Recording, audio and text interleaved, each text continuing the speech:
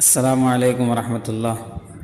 سامعین سے گزارش کی جاتی ہے کہ ہمارے چینل اتحاد الانصار میں جن کتابوں کی آڈیو ریکارڈنگ ہوئی ہے انہیں بھی سنیں اور اپنے دوست و احباب میں اسے شیئر کریں۔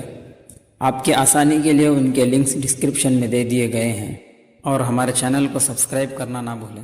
جزاک اللہ خیر۔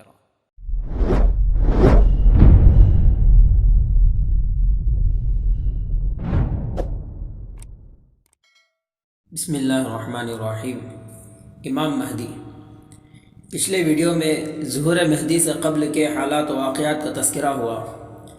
آج کے اس ویڈیو میں آمد مہدی کی خوشخبری کے بارے میں بتایا جائے گا کہ جب ساری شمعیں بجھ جائیں گی اور روشنی کی کوئی ہلکی سی کرن بھی کہیں دکھائی نہ دے گی، تو اسی گھٹا ٹوپ اندھیرے میں ہمارے رسول صلی اللہ علیہ وسلم نے مہدی کے روشن چراغ کی بشارت دی ہے۔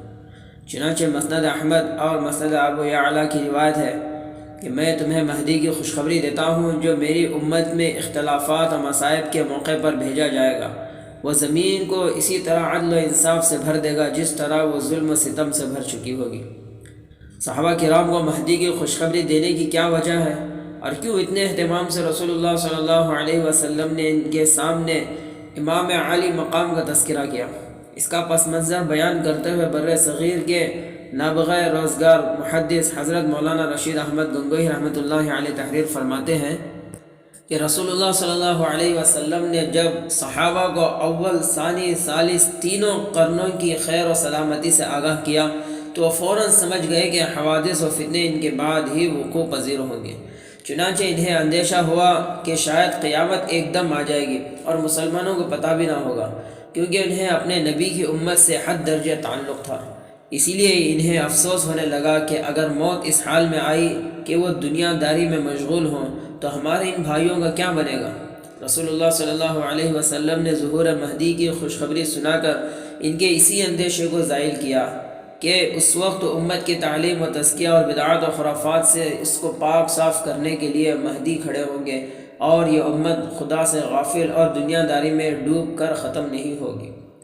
یہ بھی کہا جا سکتا ہے کہ جب صحابہ کو معلوم ہوا کہ ہر آنے والا دن گزشتہ سے بدترین ہوگا اور مختلف روایتوں وغیرہ کی روح سے امت آئندہ بدترین گمراہی میں مبتلا ہوگی، تو انہیں اپنے مسلمان بھائیوں کے بارے میں ڈر لگا کہ کہیں وہ ان گمراہیوں میں مبتلا نہ ہو جائے، اور اس صورت میں جبکہ گردش زمانہ شر و فساد کا طوفان اٹھا دے گے، کون انہیں غفلت کی نیند سے بیدار کرے گا؟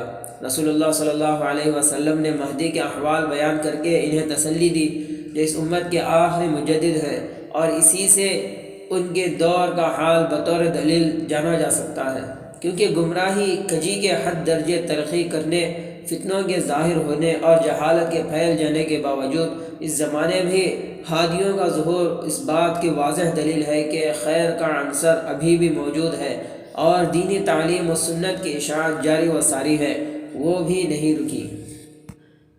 رسول اللہ صلی اللہ علیہ وسلم نے محض بشارت پر ہی اکتفا نہیں کیا بلکہ مہدی کے ظہور کی مزید تاکید کی، اور اس ضمن کے تمام شکوک و شبہات کو رفع کرتے ہوئے فرمایا کہ دنیا فنا نہیں ہو سکتی جب تک کہ میرے اہل بیت میں سے ایک شخص عربوں کا حکمراں نہ بن جائے جس کا نام میرے نام پر ہوگا۔ اس روایت کو امام ترمذی نے حسن صحیح قرار صحیح کہا ہے۔ امام ابو داود، منذری اور علامہ ابن قیم نے بھی اس پر کوئی تنقید نہیں کی۔ اسی مضمون کی دوسری روایت مستدرک میں آئی ہے جسے حاکم نے بخاری و مسلم کی شرط پر صحیح قرار دیا، اور حافظ ذہبی نے بھی ان کی تائید کی ہے۔ رات و دن فنا نہیں ہو سکتے جب تک کہ میرے اہل بیت میں سے ایک شخص خلیفہ نہ ہو، اس کا نام و ولدیت میرے نام و ولدیت کی طرح ہوگی، وہ زمین کو اسی طرح عدل و انصاف سے بھر دے گا جس طرح وہ ظلم و ستم سے بھر چکی ہوگی۔ تیسری روایت میں مزید تاکید ہے کہ حاکم کے نزدیک وہ بھی بخاری و مسلم کے درجے کی حدیث ہے، اور حافظ ذہبی نے بھی اس سے متفق کیا ہے۔ یہ روایت یہ ہے کہ قیامت اس وقت تک نہیں آ سکتی جب تک کہ زمین ظلم و ستم اور سرکشی سے نہ بھر جائے۔ اس کے بعد میرے اہل بیت میں سے ایک شخص ظاہر ہوگا، وہ دنیا کو عدل و انصاف سے بھر دے گا۔ اس زمرے کی چوتھی روایت مصنف ابن ابی شیبہ میں منقول ہے۔ یہ حدیث یہ ہے کہ دنیا ختم نہیں ہوگی تاں کہ خداوند قدوس میرے اہل بیت میں سے ایک شخص کو مبعوث فرمائے گا جس کا نام و ولدیت میرے نام و ولدیت کی طرح ہوگی۔ مہدی کا ظہور و خروج اتنا یقینی اور قطعی ہے کہ حضور نے فرمایا کہ اگر زمانہ کا صرف ایک دن ہی باقی رہ جائے گا تو بھی اللہ تعالیٰ میرے اہل بیت میں سے ایک شخص کو بھیجے گا جو دنیا کو اسی طرح عدل و انصاف سے بھرے گا جس طرح وہ ظلم سے بھر چکی ہوگی۔ دوسری بات ہے کہ اگر دنیا کا صرف ایک دن باقی بچے گا تو اللہ تعالیٰ اسی کو دراز فرما دیں گے تاکہ میرے اہل بیت میں سے ایک شخص کو پیدا فرمائے جس کا نام و ولدیت میرے نام و ولدیت کے مطابق ہوگی۔ یہ تمام تر احادیث اور روایات بشارت کے ساتھ ہمیں مہدی کے وجود کا پورا یقین دلاتی ہیں، اور وہ امام کے ظہور و خروج کی اتنی قطعی اور زوردار تعبیر ہے کہ ذخیرہ حدیث میں ان کی نظیریں مشکل ہی سے ملیں گے، اور شاید ہی کسی دوسرے موضوع پر نبی نے اتنا زور صرف کیا ہو۔ اسی لیے مہدی کے مسئلے میں کوئی شک و شبہ باقی نہیں رہنا چاہیے۔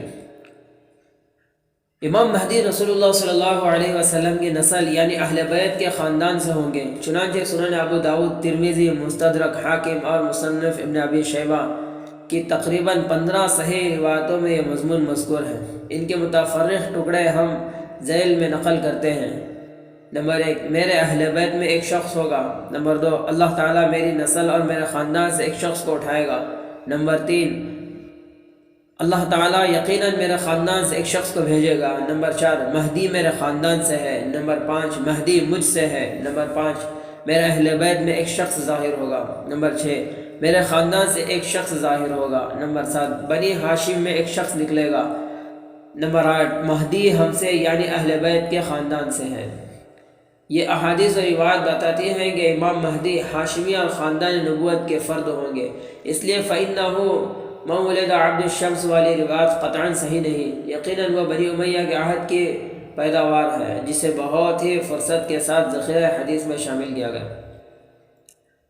حضور صلی اللہ علیہ وسلم کا نسل و خاندان آپ کی صاحبزادیوں سے چلا ہے جو بالاتفاق 4 تھی: حضرت زینب، حضرت رقیہ، حضرت ام کلثوم اور حضرت فاطمہ الزہرا۔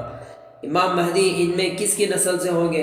رسول اللہ صلی اللہ علیہ وسلم نے فرمایا کہ مستدرک حاکم کی روایت ہے کہ شیخ الاسلام حضرت مولانا سید حسین احمد مدنی رحمۃ اللہ علیہ فرماتے ہیں کہ ابو عبداللہ حاکم اور حافظ ذہبی نے اس پر سکوت اختیار کیا، اس لیے رجال حدیث کے پیش نظر یہ صحیح روایت المہدی من عطرتی من ولد فاطمہ من ولد فاطمہ، یہ سنن ابو داؤد کی روایت ہے جس میں صاحب کتاب سے رسول اللہ صلی اللہ علیہ وسلم تک 7 واسطے ہیں۔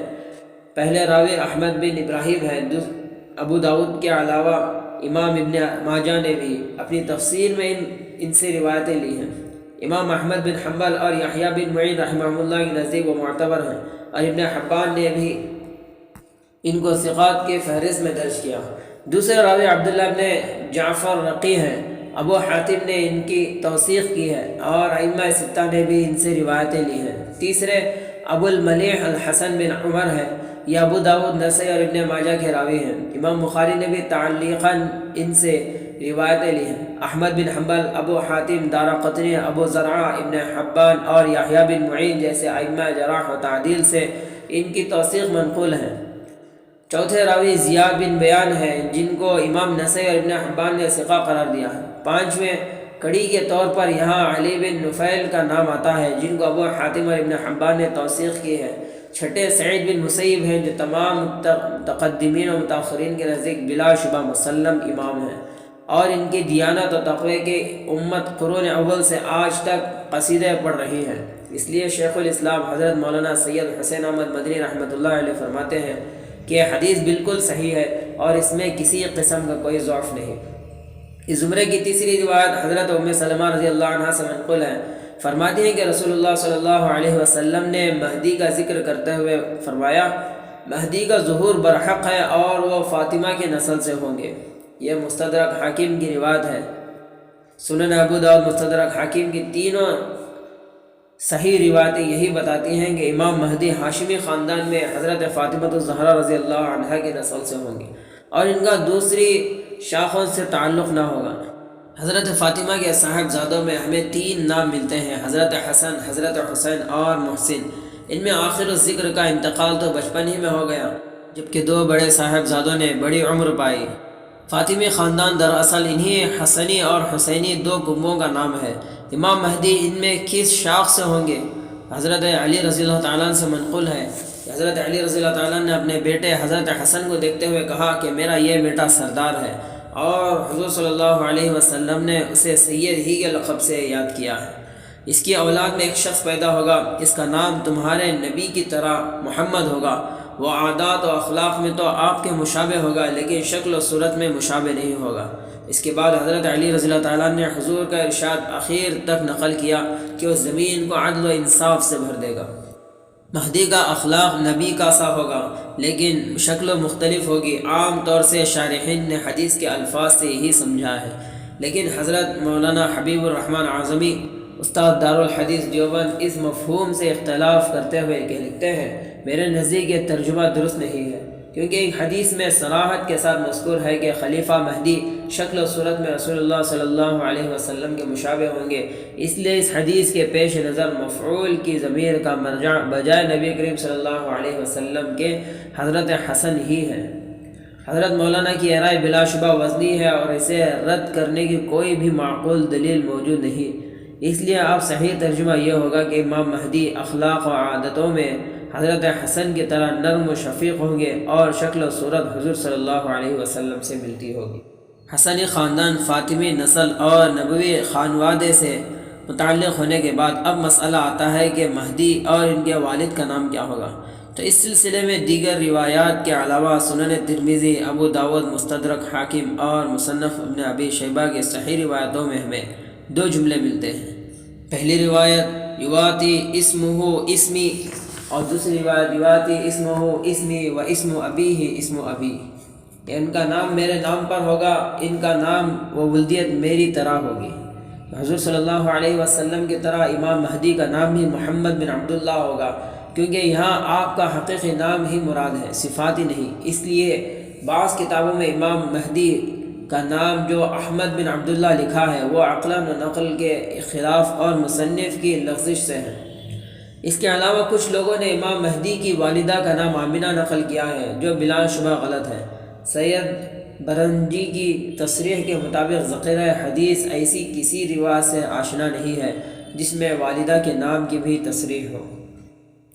انسانی ذہب اب بھی سیراب نہیں ہوتا، اور نسل و خاندان، نام و نسب اور وقت ظہور کے بعد ہر مسلمان کا دل چاہتا ہے کہ وہ مہدی کے کچھ حلیے سے بھی واقف ہوں، تاکہ امام کا اگر زمانہ نہ پا سکیں تو کم از کم ان کے حسین تصور ہی سے کچھ دل ٹھنڈا ہو۔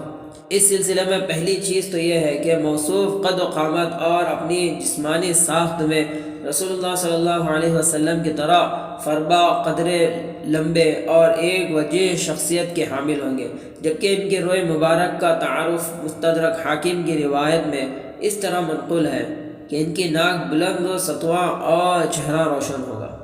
اسی سے ملتی جلتی دوسری حدیث ابو داود میں آئی ہے کہ آپ کی ناک کشادہ اور ناک بلند ہوگی۔ ان روایات کی روح سے امام مہدی کی پیشانی صاف و کشادہ، ناک بلند اور چہرہ خوب روشن و تابناک ہوگا۔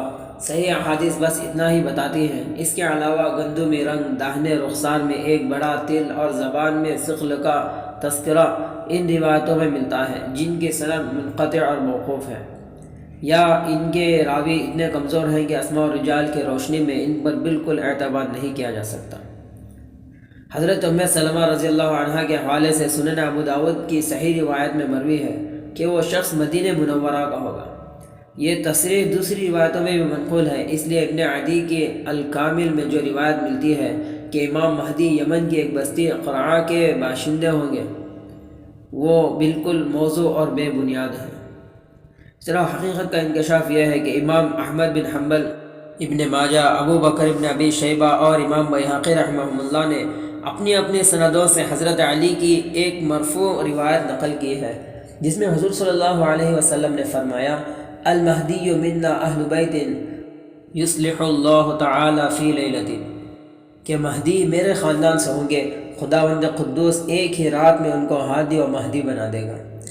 امام ابن کثیر اس حدیث کی شرح میں لکھتے ہیں کہ یعنی خداوند قدوس اپنی خصوصی فضل و توفیق سے سرفراز فرما کر پہلے انہیں حقیقت کا الہام کریں گے اور اس مقام سے فائز کر دیں گے جس سے وہ پہلے بالکل ناواقف تھے۔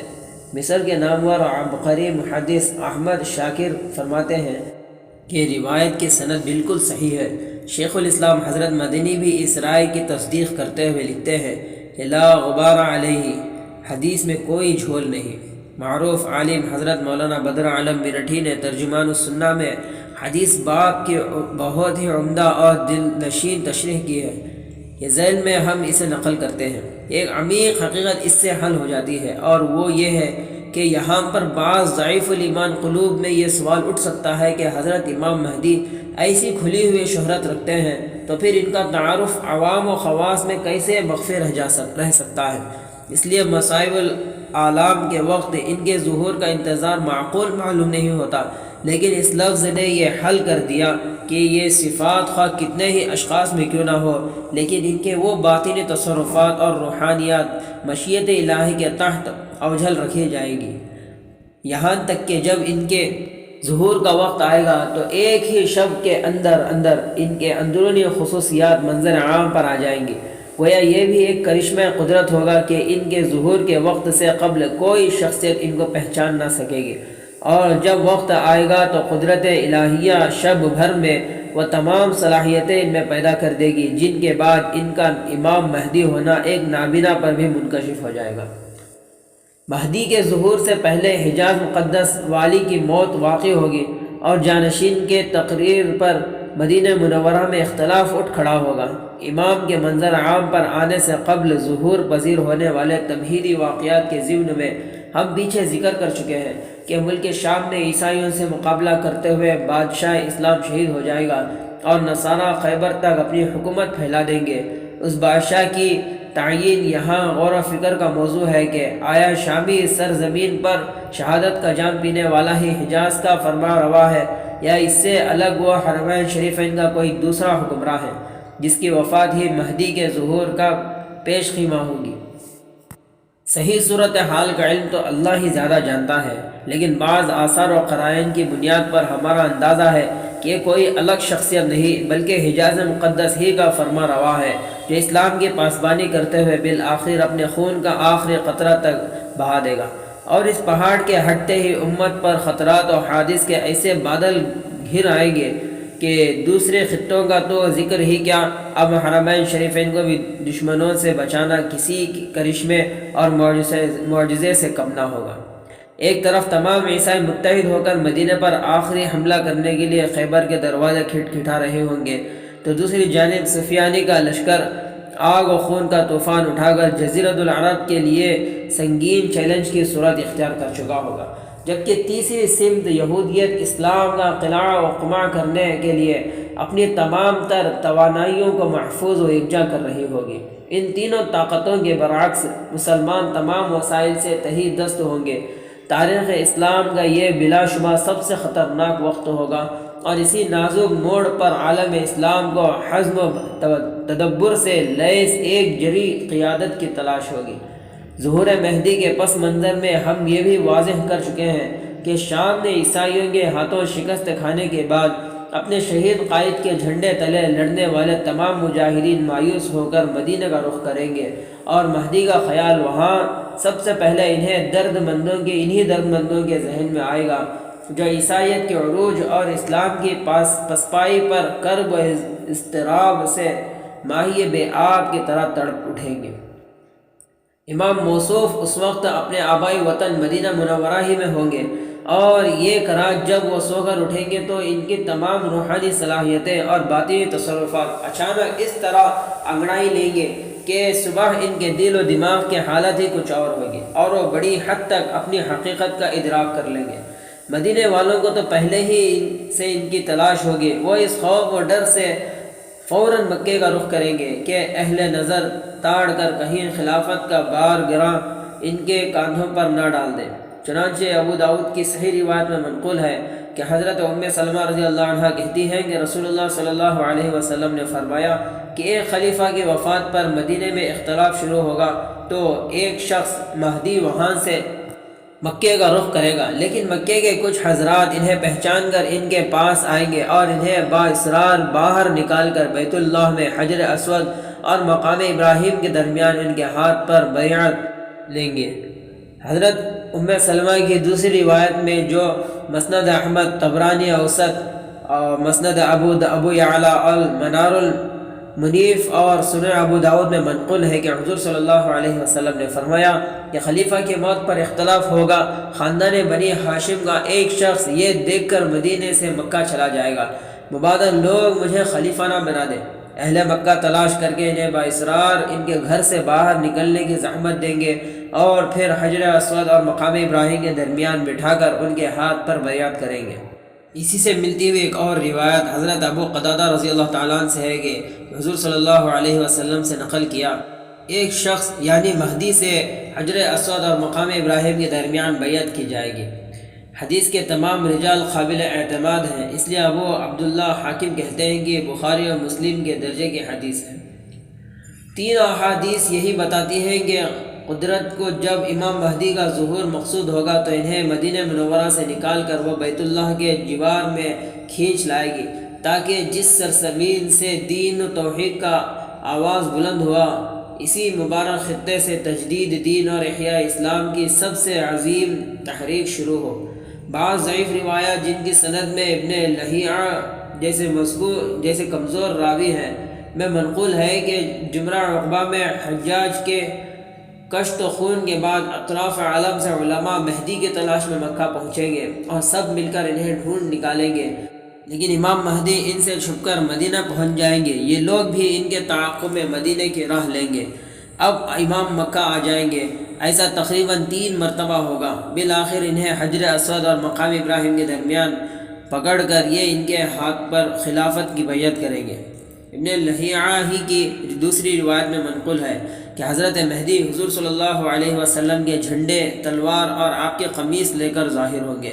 ایک روایت میں آیا ہے کہ ان کی بیعت کے وقت آسمان سے آواز آئے گی، ھذا خلیفۃ اللہ المہدی فاطیعوہ، اور بادل کا ایک ٹکڑا ان پر سایہ فگن ہوگا جس میں سے ایک ہاتھ ظاہر ہو کر مہدی کی طرف اشارہ کرے گا۔ کچھ لوگ کہتے ہیں کہ مہدی کا ظہور محرم میں عاشورے کی رات کو عشاء کے بعد ہوگا۔ بعض کتابوں میں لکھا ہے کہ اس سال رمضان کی پہلی تاریخ کو چاند گرہن اور 15ویں شب کو سورج گرہن ہوگا، پھر اسی ماہ میں چاند کو دوبارہ گہن لگے گا۔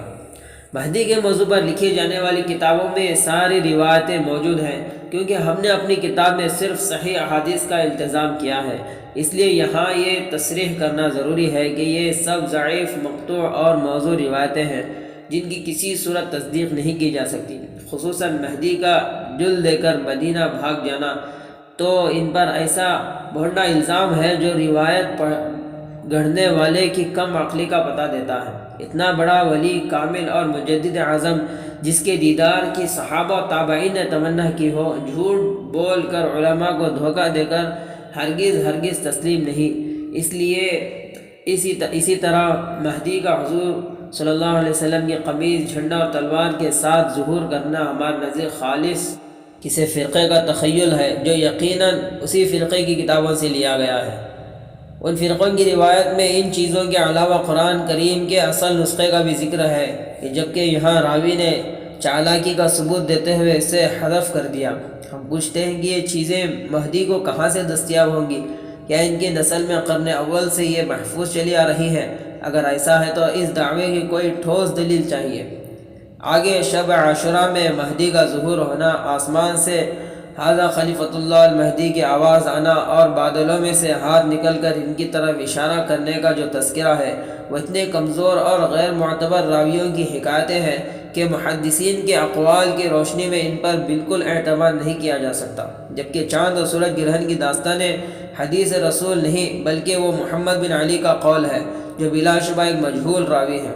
اس سند میں پہلا راوی عمرو بن شمر ہے جس کے متعلق حافظ بن حجر عسقلانی رحمۃ اللہ علیہ نے لسان المیزان میں تحریر فرمایا ہے کہ وہ جھوٹا اور گمراہ ہے، وہ صحابہ کو گالیاں دیتا تھا اور ثقہ لوگوں کے حوالے سے موضوعات کی روایت کرتا تھا، اسی لیے محدثین نے اسے منکر اور متروک قرار دے کر اس کی حدیث مقبول نہ کرنے کا فیصلہ کیا۔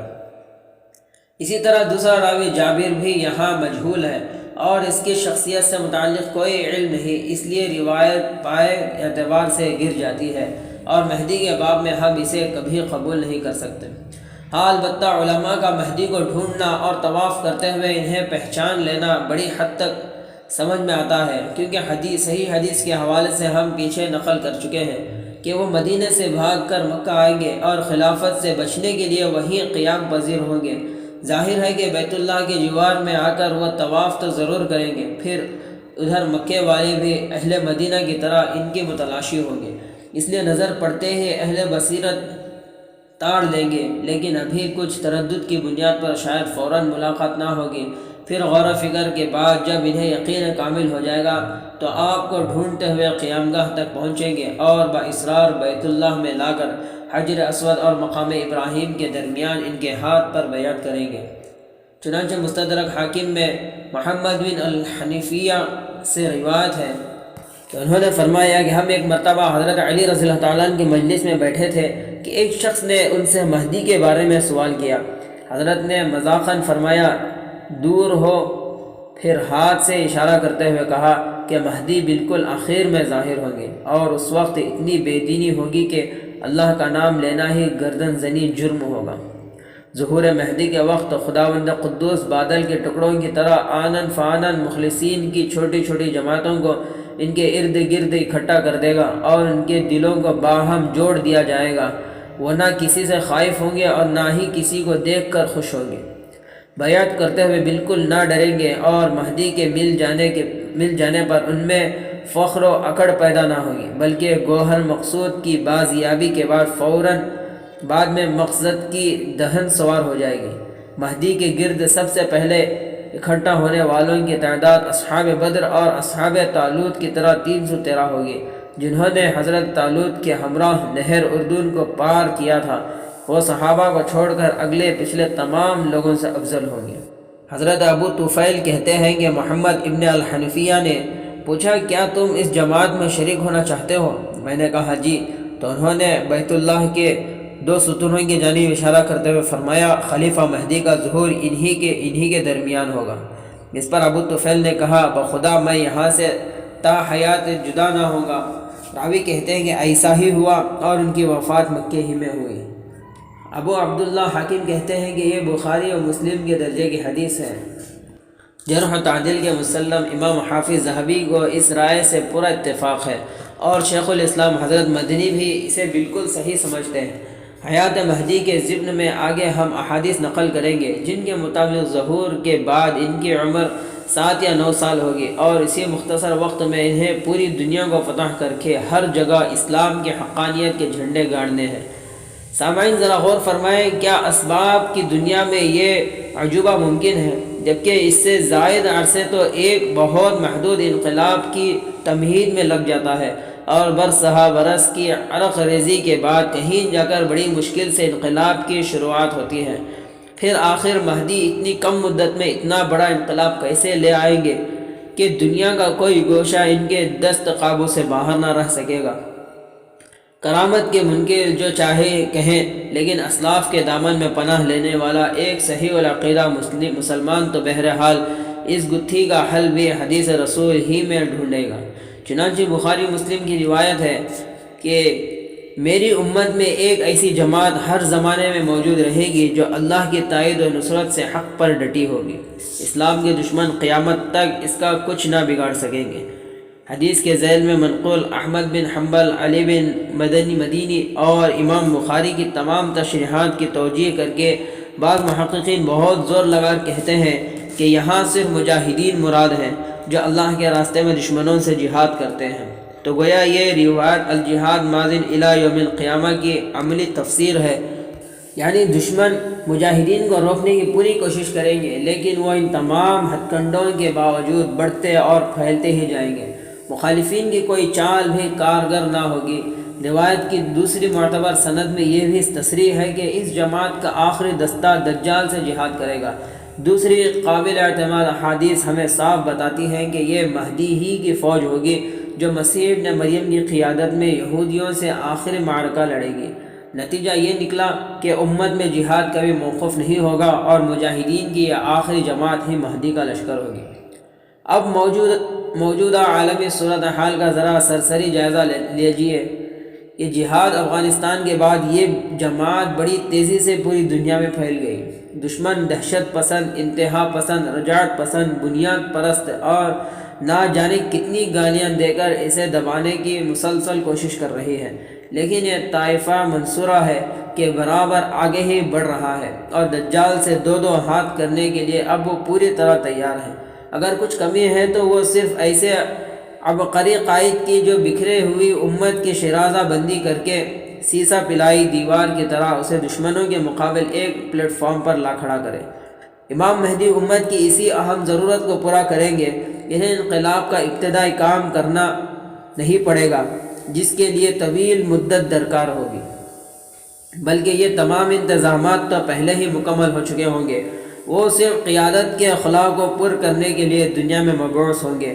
مصر و فلسطین، سوڈان اور الجزائر اور چیچنیا اور بوسینا وغیرہ میں مہدی ہی کے سپاہی تیار ہو رہے ہیں جو ظہور ہوتے ہی پروانوں کی طرح ان کے گرد اکٹھا ہوں گے اور وہ ان ٹرینڈ مجاہدین کو لے کر آن کی آن میں دنیا کو فتح کر ڈالیں گے۔ ظاہر ہے ہوائی جہازوں کے زمانے میں اب 7 یا 9 سال کی مدت بہت ہے، ایسے حالات میں ہمارے نزدیک تو صرف 2 سال کافی ہیں۔